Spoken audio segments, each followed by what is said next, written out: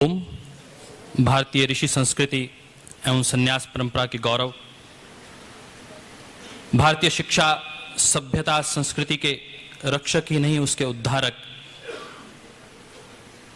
परम पूज्य स्वामी जी महाराज, जिन्होंने अपनी दिव्य आध्यात्मिक चेतना से संपूर्ण राष्ट्र को जागृत करने का कार्य कर रहे हैं, मार्गदर्शन देने का कार्य कर रहे हैं। ऐसे राष्ट्र नायक को, ऐसे तपोमूर्ति प्रातः स्मरणीय संत को हम सब राजस्थान के कार्यकर्ताओं की ओर से प्रणाम करते हैं, वंदन करते हैं, नमन करते हैं। परम पूज्य स्वामी जी महाराज आज युवाओं के आइकन हैं, उनके रोल मॉडल हैं। पूरे राष्ट्र की युवा शक्ति को संगठित करके उनमें आत्म सम्मान, स्वाभिमान और राष्ट्र गौरव का भाव जागृत करने का कार्य परम पूज्य स्वामी जी महाराज कर रहे हैं। राजस्थान की इस भूमि को मैं नमन करना चाहता हूं, जो तप की, त्याग की, भक्ति और शक्ति की भूमि है। मीरा भाई की भूमि, महाराणा प्रताप, ऐसे वीरों की भूमि है जिनका नाम लेने से शरीर में रोंगटे खड़े हो जाते हैं, रोम रोम पुलकित हो जाता है, शरीर में स्वतः ही राष्ट्र प्रेम का भाव जागृत हो जाता है। ऐसे रणबांकुरों की भूमि को प्रणाम करता हूं, वंदन करना चाहता हूं।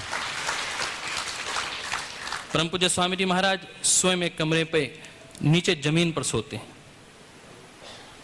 खाने के नाम पर सारे दिन में 2 कटोरी सब्जी और 1 गिलास गाय का दूध, परंतु अपने तपोबल से, अपने आध्यात्मिक बल से उन्हें पूरे भारत में क्रांति का स्वर को गति प्रदान की है। वर्तमान सत्ता जो मदमस्त हो चुकी थी, अपने अहंकार में, अपने सत्ता के दंभ में, आज उसकी नींद खुली है, झकझोर दिया है। परम पूज्य स्वामी जी महाराज ने पूरे राष्ट्र को, राष्ट्र की जड़ों को दीमक की भांति खा जाने वाले डरे और सहमे हुए हैं। अपनी गद्दी को बचाने के लिए कुछ भी कर सकते हैं। हमला करना डरे हुए व्यक्ति का काम है। 4 जून को भी उन्होंने हमला किया था। रात को सोए हुए 1 बजे उन लोगों पर, निहत्थे लोगों के ऊपर डरपोक व्यक्ति हमला करता है, जिसे लगता है कि सुबह आने पर उसकी मृत्यु निश्चित है, उसका कोई बड़ा अहित होने वाला है, वो रात्रि को हमला करता है। किसी के साथ अन्याय ना हो, उसके लिए हमें एक कार्य करना होगा। हम सब लोगों को परम पूज्य स्वामी जी महाराज की आवाज को आवाज देना होगा। हमें अपना मौन तोड़ना होगा। मौन धारण करके यदि कोई भी बैठेगा, चाहे वो द्रोणाचार्य ही क्यों ना हो, चाहे वो बड़े से बड़ा संत, चाहे वो कृपाचार्य ही क्यों ना हो, चाहे वो भीष्म ही क्यों ना हो, उसे यह समाज या राष्ट्र कभी माफ नहीं करेगा। उसे तो भुगतान करना ही पड़ेगा। अपना मौन तोड़कर आज अपने राष्ट्र के स्वाभिमान को जागृत करने का अपने को कार्य करना है, उसकी राष्ट्र की स्वाभिमान की रक्षा का कार्य करना है। मैं कुछ चर्चाएं आपके सामने रख देना चाहता हूं। इस राष्ट्र में युवाओं ने अपने जीवन की आहुतियां देकर राष्ट्र को नई दिशा दी है। भगत सिंह की आयु 23 वर्ष की आयु में भगत सिंह ने फांसी के फंदे को चूम लिया। उधम सिंह की आयु 41 वर्ष, जिसमें उसने 16 वर्ष इंतजार किया, बड़ा तप किया। उसे पता था जनरल लॉ डायर लंदन में रहता है, विदेश में रहता है, अफ्रीका गया, जिस अनाथ बच्चे के पास खाने को रोटी नहीं, उस व्यक्ति ने इतना बड़ा संकल्प लिया और उस संकल्प को पूरा प्रयास करते रहे और फिर विदेश में जाकर अपने दुश्मन को गोली से छलनी किया, उसको मारा। उसके बाद अपने संकल्प को पूरा करने के बाद फांसी के फंदे को चूमा। उसकी आयु भी 41 वर्ष। चंद्रशेखर आजाद, जिसने आजाद रहना ही सीखा था, गुलामी कभी उसके जीवन का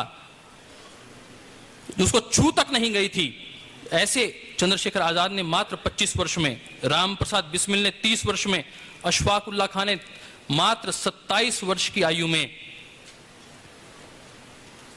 फांसी के फंदे को चूम लिया था।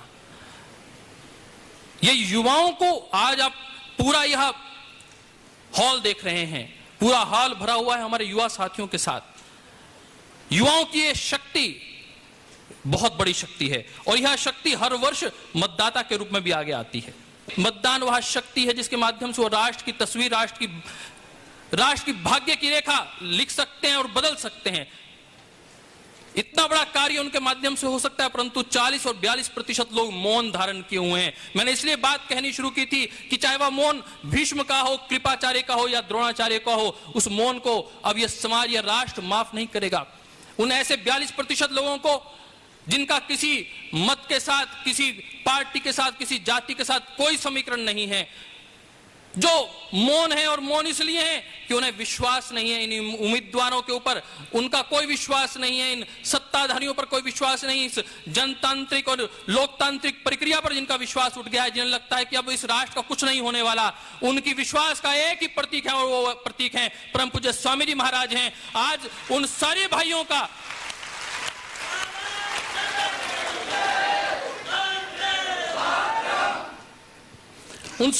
का आज एकटक रूप से यदि कोई व्यक्ति के ऊपर आज सबकी आशा और विश्वास लगा हुआ है, वह परम पूज्य स्वामी जी महाराज हैं।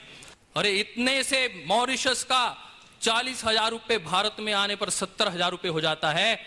एक इतना सा देश जिसके पास कोई उद्योग नहीं साहब, जिसके पास कोई धंधा नहीं, केवल मात्र टूरिज्म के दम पर वह देश अपने आप को जीवंत रखे हुए है, केवल मात्र ब्लैक मनी मॉरिशस से रूट होकर आ रही है। उसने उसकी आर्थिक संपदा को इतना ऊपर कर दिया है कि वह देश भारत से भी आर्थिक रूप से आगे निकल चुका है। बस परम पूज्य स्वामी जी महाराज और क्या कहना चाहते हैं? इतना ही तो सपना है स्वामी जी महाराज का कि भारत आर्थिक रूप से विश्व की महाशक्ति बने। हमारे भारत के एक एक भाई का यही सपना है, एक एक राष्ट्रभक्त का यही सपना है कि भारत विश्व की महाशक्ति बने, भारत विश्व की आर्थिक महाशक्ति बने, और बिना आर्थिक महाशक्ति बने भारत परम वैभवशाली नहीं बन सकता, परम सत्ता को परम बलशाली नहीं बन सकता। इसके लिए आर्थिक शक्ति चाहिए, और आर्थिक शक्ति तब आएगी जब काला धन वापस आएगा, जब बैंक सिक्रेसी लॉज खत्म होंगे, जब मतदान अनिवार्य होगा, जब चुनाव प्रक्रिया में रिफॉर्म्स आएंगे, सुधार आएंगे, तब होगा भारत का नवनिर्माण। और वह सब भारत स्वाभिमान और आप सब भाइयों के पुरुषार्थ से अब होने वाला है। उसे कोई रोक नहीं सकता। वह परिवर्तन की घड़ी आ चुकी है और वो परिवर्तन निश्चित है।